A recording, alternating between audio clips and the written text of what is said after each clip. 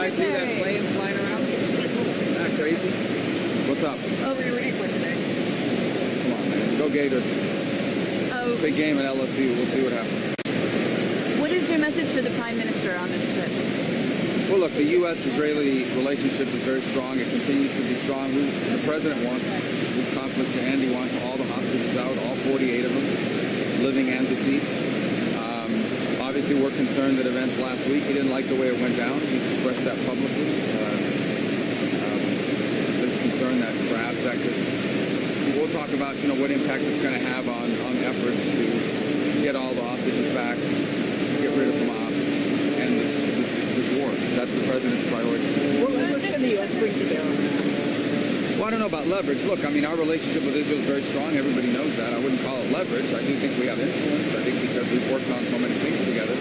So we'll be there to express that and also to express the president's view, which is that he wants Hamas defeated. He wants the war to end. He wants all 48 hostages home, including those that are deceased. And he wants it all at once. Like, he wants all the hostages now, not 5 and 10. Piecemeal, and we'll have to discuss about how the events last week had an impact on the ability to achieve that in short order.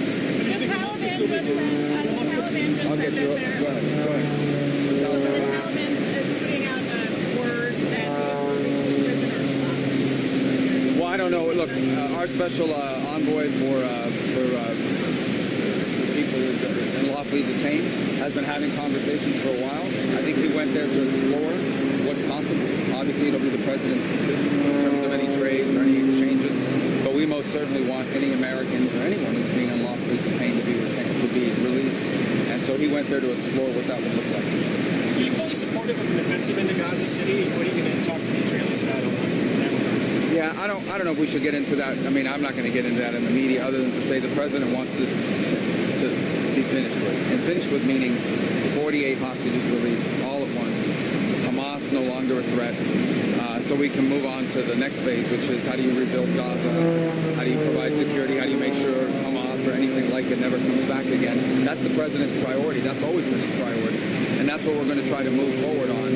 And part of what we're going to have to discuss as part of this visit is how the events of last week in Qatar impact that. Do you think the Qataris will still work with the U.S.? I met with them.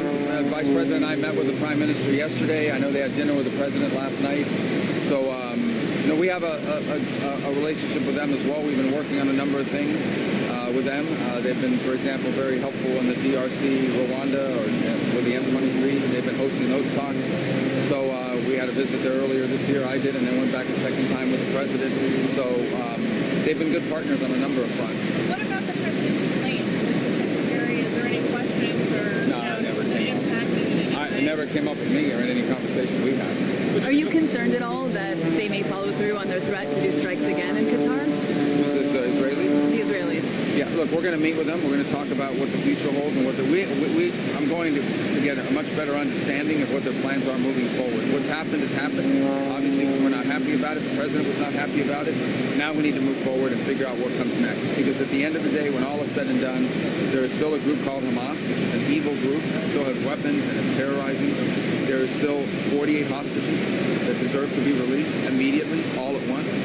And there is still the hard work ahead of, once this ends, of rebuilding Gaza in a way that provides people the quality of life that they all want. And who's going to do that? Who's going to pay for it? Who's going to be in charge of it? So all that work is still there to be done. All that still needs to be dealt with. You say you're not happy about it. The U.S. Israelis not to do this again? I think the president's comments speak for themselves on that front, and he didn't like the way it went down. But that said, it's not going to shake.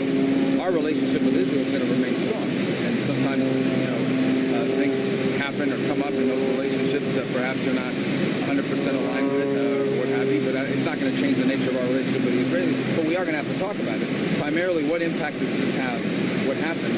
What impact does that have moving forward on what comes next? Should Israel withdraw its troops from Gaza City in this operation getting into Syria? Should they pull back from that invasion? Yeah, we're not talking about that or anything of that nature. I mean, that certainly won't be what I'm going to communicate. We just want to know what comes next. How do we get the 48 hostages out? What's the plan to defeat Hamas? so we can get to the next phase. He said that nothing was. Oh, go ahead. Go ahead. Just move on the settlements that they recognized the other day. The Netanyahu said signed off on this E1 settlement that splits the West Bank in half. Yeah. You know, people say that means basically there's no Palestinian state in the future. Yeah, look, I think part of that is a reaction to, that's an Israeli reaction to these efforts around the world to recognize the Palestinian state, including from countries in Europe and Canada and others that have signed on to this thing. I think it comes on the precipice of these meetings with the UN where it's going to become a topic.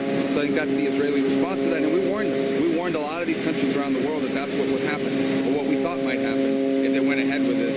So I'm sure that'll come up in the conversation. That's all I'm going to say about it for now. Isn't it contradictory to what you guys want, which is to, you know... A lantern flag. Did I kill it? I don't know what that is. Isn't it just doing more to inflame tensions with Palestinians and get further away? Well, it all began when these countries start going out there and doing this recognition of a Palestinian state. We told them there's going to be a counter-reaction to that by the Israelis, and I think that's what we've seen. So we're going to talk about that holistically in terms of how it impacts the entirety of it. I'm sure it's a topic of conversation. On Colombia, have you made a decision yet about whether or not you'll certify them? I know that deadline is coming up. We might have an announcement on that next week. We inaugurated this tunnel on Tuesday, the report to that. Well, let me tell you, the city of David is separate. I intend to go to that. I've been to that before. Many years. That's an archaeological site. It's one of the most important archaeological sites in the world. I've visited it numerous times in the past. I understand people want to involve politics in it. I understand everything in this region is political to some extent. But at the end of the day, it's an extraordinary archaeological site. It just is. And I think an important one for multiple things.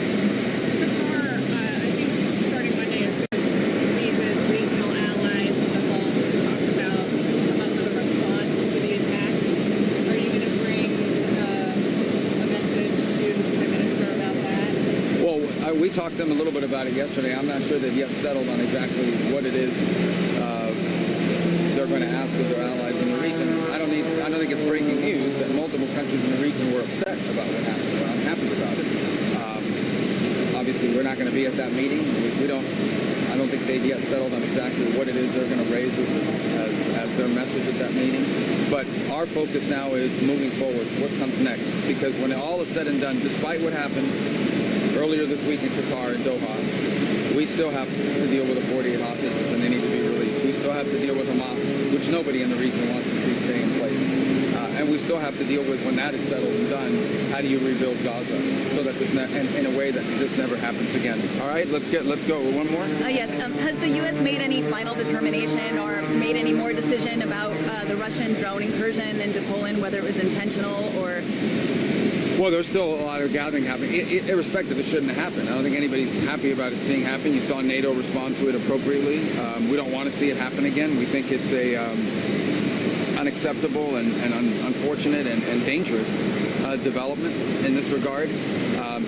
I think it'll take a few more days for everybody to fully... The drones were intentionally launched. There's no doubt about the drones were intentionally launched. The question is whether the drones were targeted to go into Poland specifically.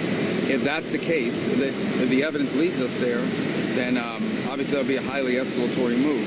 There are a number of other possibilities as well, but I think we'd like to have all the facts and consult with our allies before we make specific determinations. We're being bombarded here by some kind of bug is on you now. All right, guys, let's get out of here before you get killed by a bug. We're going to, you think, attend Charlie Kirk's funeral services next weekend? Yes, I intend to, assuming I believe we'll be back in time for it. Charlie was a great young man. I got to know him quite well, actually. In fact, I had spoken to him as late as last Thursday. I believe he was in South Korea, and was returning to South Korea.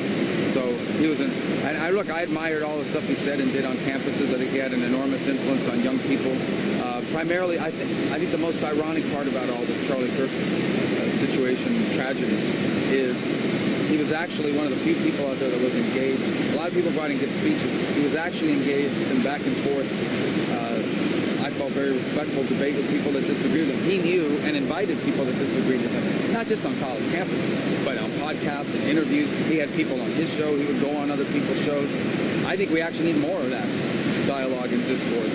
And so I think it's tragic and ironic at the same time that one of the few people out there that was engaged in that sort of debate back and forth on these topics, some of which are highly emotional and highly divisive, but nonetheless was verbally engaged.